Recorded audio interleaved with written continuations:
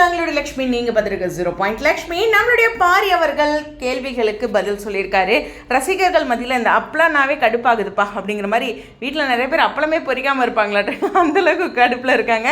Anyways இந்த கமெண்ட்க்கு பாரி அவர்களுடைய பதிலையும் பார்க்கலாம். ஃபஸ்ட்டு அந்த கமெண்ட் என்ன அப்படிங்கிறதையும் படிச்சிடலாமா? இது வந்து வேறு ஒரு பதிவுக்கான கமெண்ட். அதில் வந்து அந்த பெண்ணை வந்து ஸ்ட்ராங்காக போட்டிருப்பாரு.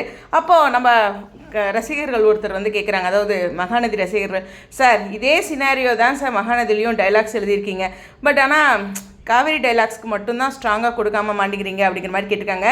காவேரி வாயை திறந்தாவே அப்பளம் அப்படின்னு வர்றது கொஞ்சம் கஷ்டமாக இருக்குது அப்படிங்கிற மாதிரி, சும்மா ஜாலிக்காக அப்படிங்கிற மாதிரி தான் கேட்டிருப்பாங்க.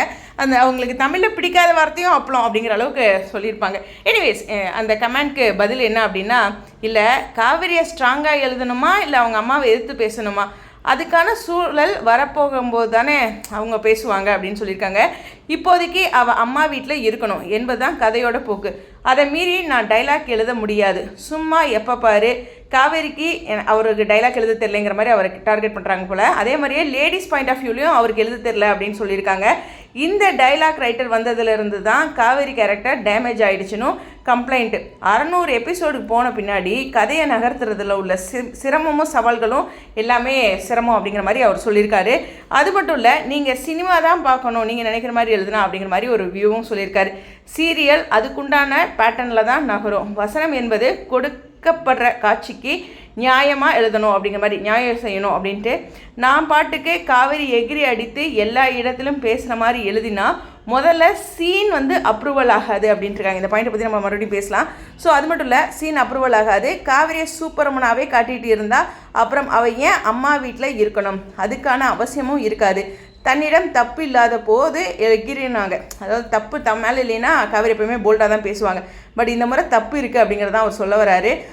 ஆனால் இந்த கான்ட்ராக்ட் கல்யாணம் தெரிஞ்சதுக்கப்புறம் வெளியே வந்த பின் தன்னிடம் தவறு இருக்குது என்பதை உணர்ந்ததுனால தான் அம்மா கிட்ட எகிரி கொண்டு நிற்க முடியாது அப்படிங்கிற மாதிரி சொல்லியிருக்காங்க. அது மட்டும் இல்லை, அம்மாவின் தார்மீக கோபத்தை மெல்ல மெல்ல தான் அவள் போக்கில் சென்று வென்று எடுப்பாள், அந்த கோவத்தை மெல்ல மெல்ல வென்று எடுப்பாள் அப்படிங்கிற ஒரு மெயின் லைனையும் சொல்லியிருக்காரு. அதே போல் புருஷனுக்காக, நம்ம விஜய்க்காக நிற்க வேண்டிய சூழலில் அவன் கூட நிற்பாள், அதுவும் நடக்கும் அப்படின்னு சொல்லியிருக்காங்க.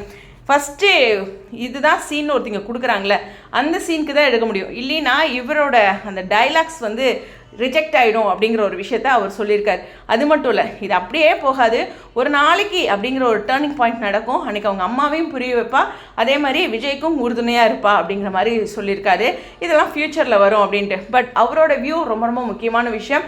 சீன் வந்து இதெல்லாம் ஓகே ஆகாது, ரிஜெக்ட் ஆகிடும் அப்படிங்கிற மாதிரி. அவர் ரிஜெக்ட்னு சொல்லலை, அப்ரூவல் ஆகாது அப்படிங்கிற மாதிரி தான் மென்ஷன் பண்ணியிருப்பார். அதையும் இந்த இடத்துல பதிவு பண்ணிக்கிறேன். பட் இருந்தாலும் லைட்டாக வாச்சும் காட்டலாம். பட் இதில் என்னமோ நடந்துட்டு இருக்கும் மாதிரி அவங்க அப்ளோன்ட்டு இருக்கும்போது தான் இருக்குது. பட் அது வந்து மெயின் கதையை அவருக்கு கொடுத்தது அப்படி தான்.